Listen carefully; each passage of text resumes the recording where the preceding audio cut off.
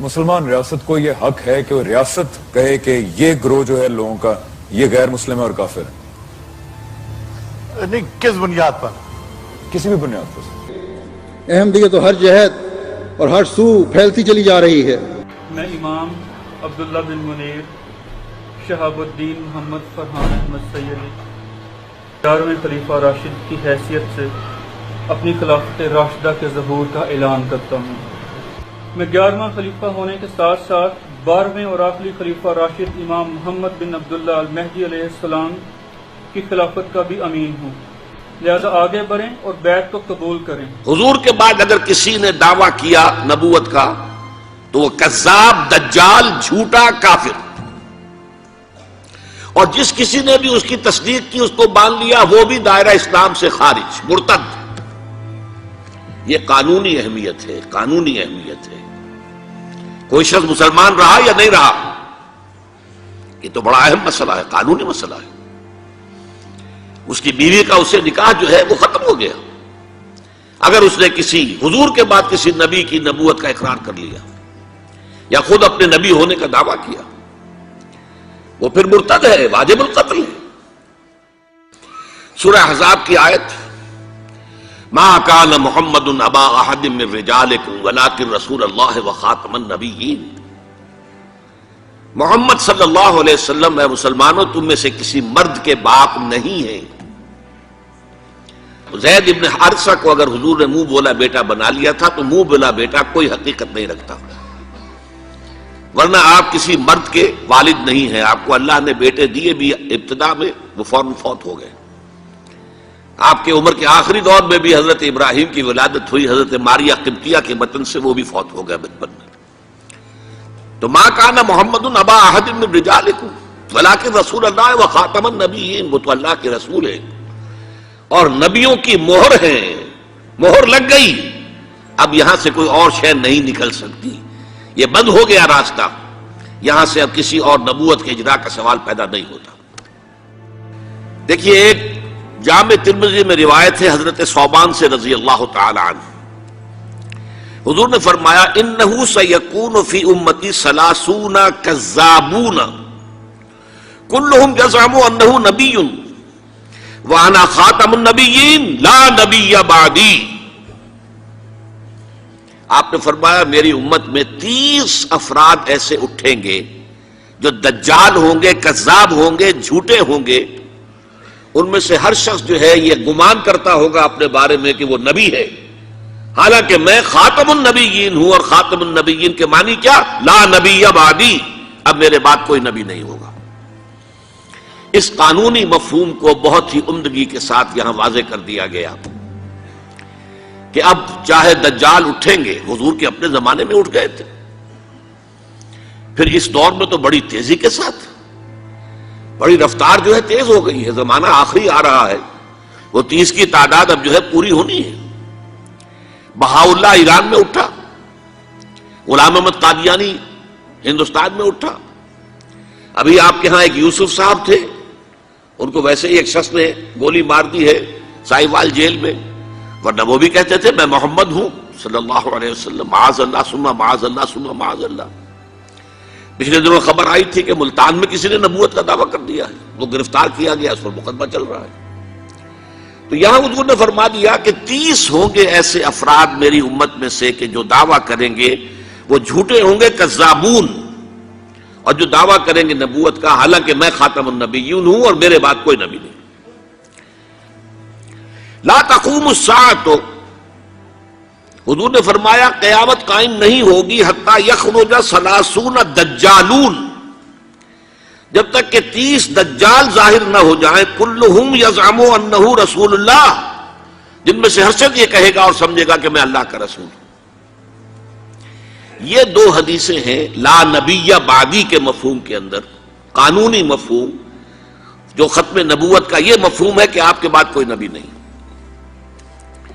حضور فرماتے مثلی و مثل الانبیاء، میری اور سابقہ انبیاء کی مثال ایسے ہے کہ مثل قصر، ایک ایسا محل کسی ہے جس کی تعمیر بہت عمدہ کی گئی، بہت شاندار قصر تعمیر کیا گیا، لیکن ایک اینٹ کی جگہ چھوڑ دی گئی، ایک جگہ پر رکھنا چھوڑ دیا گیا، وہ کمی ایک تھی کہ جو اس کے اندر باقی تھی۔ تو اس محل اور قصر کا طواف کرتے تھے لوگ، ارد گرد گھومتے تھے اور بہت تعجب کرتے تھے، کتنی شاندار عمارت ہے، کتنی عظیم عمارت ہے، کیسا عالیشان محل تعمیر کیا گیا ہے۔ سوائے اس ایک اینٹ کی کمی کے جو انہیں عجیب محسوس ہوتی تھی کہ یہ ایک اینٹ کی کمی کیوں رکھ دی گئی۔ اب حضور فرماتے فَكُنْتُ أَنَا، وہ اینٹ میں ہوں، میں نے اس اینٹ کے رکھنے کو پورا کر دیا ہے، میرے ذریعے سے قصر رسالت کی تکمیل ہو گئی ہے اور میرے ذریعے سے مجھ پر رسالت کا اختتام ہو گیا۔ اب یہاں محل اور محل میں ایک کمی اور اس کمی کا آپ کے ذریعے سے پورا ہو جانا، یہ ہے تکمیل نبوت و رسالت کا معاملہ۔ کہ جو شخص بھی اب حضور کے بعد کوئی نبوت کا دعویٰ کرے گا یا کیا ہے، وہ دجال، کذاب، جھوٹا، کافر، مرتد، واجب القتل، یہ اس کا قانونی تقاضا ہے۔ میں جنرل قمر جاوید باجوہ اور عمران خان سے یہ کہہ رہا ہوں کہ فوراً میری بیعت کو قبول کریں اور باادب رہیں۔ دیر ہوئی یا گستاخی ہوئی تو اللہ کا قہر بھی تیار ہے جو کسی بھی وقت اللہ کے حکم سے ظاہر ہوگا۔ سر کمیونٹی سپریس بھی ہو رہی ہے، اس کے بارے میں بول رہے ہیں تو لوگ آپ پہ الزام لگاتے ہیں کہ آپ اس کمیونٹی سے اس لیے آپ بول رہے ہیں۔ سر میں احمدی بھی رہ چکا ہوں، میں نے کہا احمدیوں کو قتل مت کیجئے، آپ لگتا ہے احمدی ہیں۔ بدقسمتی سے صورت کیا ہوئی، عالم اسلام میں اس سے پہلے جب بھی کسی نے یہ کام کیا، جب تک مسلمانوں کی حکومتیں تھیں، انہیں قتل کر دیا گیا۔ آپ کو معلوم ہے کہ حضور کے فوراً بعد جو کھڑے ہو گئے تھے مسیلمہ کذاب اور بڑے بڑے مدعیان نبوت، ان کے خلاف جہاد کیا گیا، ان کو قتل کیا گیا، تہہ تیغ کیا گیا۔ بہاءاللہ ایران میں اٹھا تو وہاں چونکہ بہرحال مسلمانوں کی حکومت تھی، قتل کر دیا گیا۔ اب بھی کوئی بہائی ایران میں نہیں رہ سکتا، سب وہاں سے بھاگ چکے ہیں، کوئی نہیں رہ سکتا، کوئی وہاں آئے گا تو قتل کر دیا جائے گا۔ لیکن یہاں معاملہ یہ تھا کہ انگریز کی حکومت تھی، انگریز کی حکومت میں ہر شخص کو کھلی چھوٹ تھی۔ اکبر الہ آبادی رحمت اللہ علیہ نے بڑے خوبصورت الفاظ کے اندر وہ نقشہ کھینچا ہے، گورنمنٹ کی خیر یارو مناؤ، گلے میں جو آئیں وہ تانے اڑاؤ، کہاں ایسی آزادیاں تھی میسر، ان الحق کہو اور پھانسی نہ پاؤ۔ اگر اسلامی حکومت ہوتی، مسلمان حکومت ہوتی، چاہے اعلی معیاری اسلامی حکومت نہ بھی ہوتی، مسلمانوں کی حکومت ہوتی، تو جس نے ان الحق کہا منصور، وہ سولی چڑھا دیا گیا یا نہیں؟ جس نے نبوت کا دعویٰ کیا وہ قتل کر دیے گئے کہ نہیں؟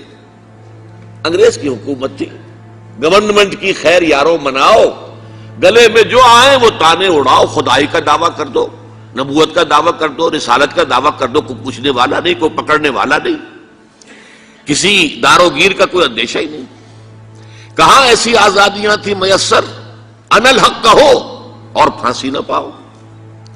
اسی زمانے میں ایک واقعہ یہ ہوا تھا، غلام احمد قادیانی نے ایک دعوتی خط لکھا کابل کے حکمران، اب میں بھول رہا ہوں کہ وہ امیر دوست محمد خان تھے یا امیر عبد الرحمان خان تھے، ان دونوں میں سے کسی کے سامنے وہ خط پہنچا۔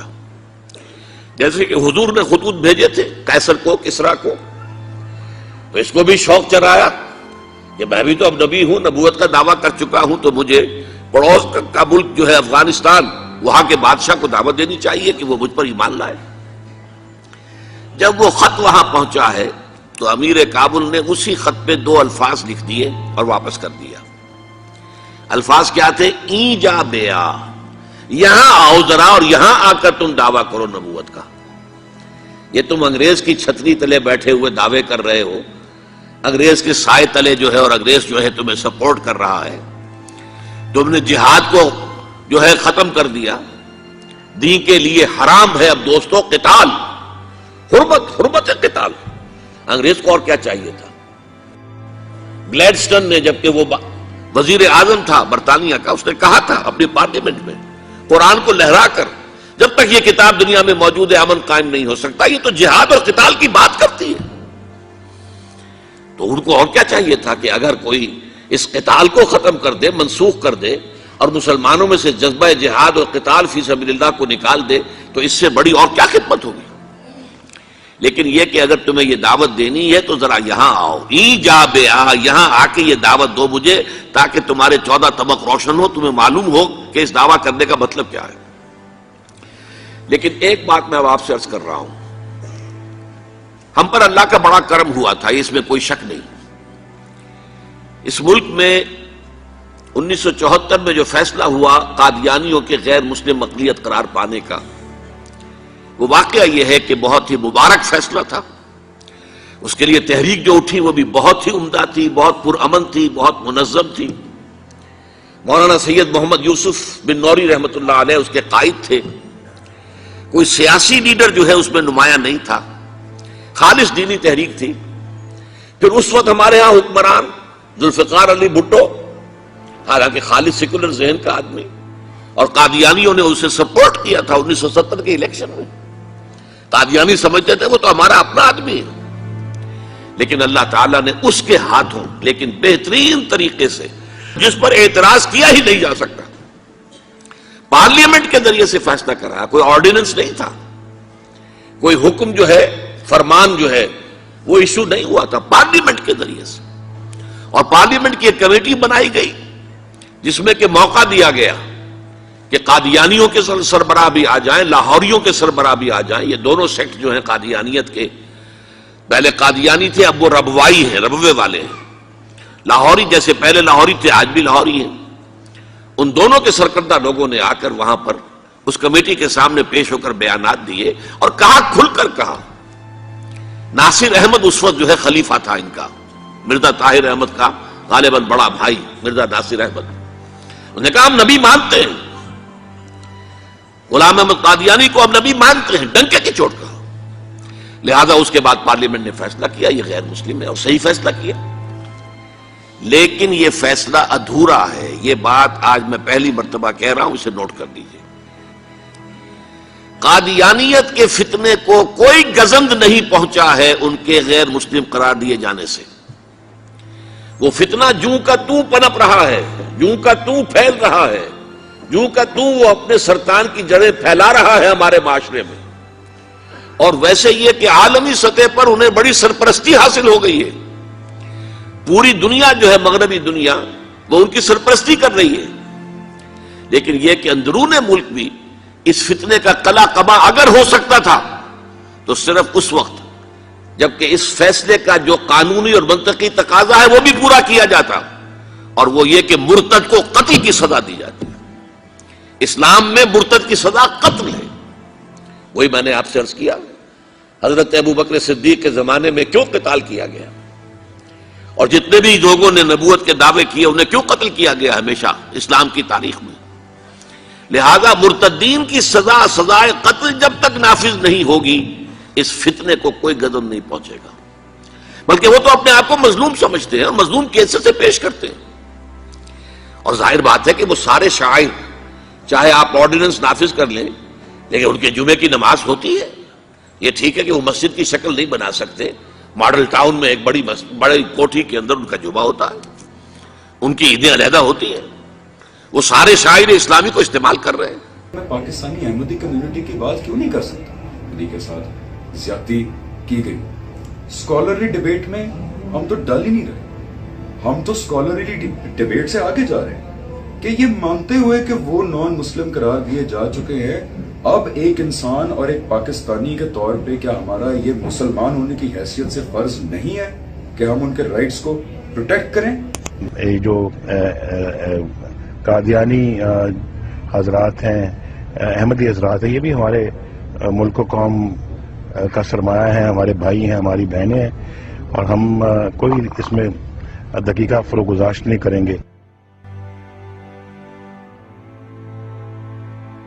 اور الٹا مظلومیت جو ہے اس کا لبادہ اوڑھ لیا ہے. جیسے دنیا میں یہودیوں نے ہولوکوسٹ کی مظلومیت کا لبادہ اپنے اوپر اوڑھا ہوا ہے. ہم جو چاہے ظلم کر لیں نوع انسانی پر، ہمیں کوئی گدن نہیں پہنچا سکتا، اس لیے کہ ہم نے اتنا بڑا ظلم سہا تھا. ہولوکوسٹ، ہمارے 60 لاکھ آدمی جرمنوں نے ختم کر دیے تھے، تو ہم اگر 8-10 لاکھ مار دیں فلسطینی یا کوئی اور عرب یا اور مسلمان تو کون سی بڑی بات ہے. اسی طرح قادیانیوں نے مظلومیت کا لبادہ اوڑھا ہوا ہے اور ان کو کوئی جدم نہیں پہنچا ہے جب تک کہ قتل مرتد کی سزا یہاں نافذ نہیں کی جائے گی۔ اس میں یہ ہونا چاہیے تھا کہ جس روز میں یہ فیصلہ ہوا ڈکلیئر ہو جاتا ساتھ ہی، اب تک کے جو قادیانی ہیں آج کے اس تاریخ سے فیصلے سے پہلے وہ تو اقلیت قرار پائیں گے، انہیں قتل نہیں کیا جائے گا، لیکن اس فیصلے کے نفاذ کے بعد جو شخص بھی قادیانیت اختیار کرے گا اس پر قتل مرتد کی سزا، اس کی حد جاری کی جائے گی۔ یہ جو قادیانی حضرات ہیں، احمدی حضرات ہیں، یہ بھی ہمارے ملک و قوم کا سرمایہ ہے، ہمارے بھائی ہیں، ہماری بہنیں ہیں، اور ہم کوئی اس میں دقیقہ فروگزاشت نہیں کریں گے۔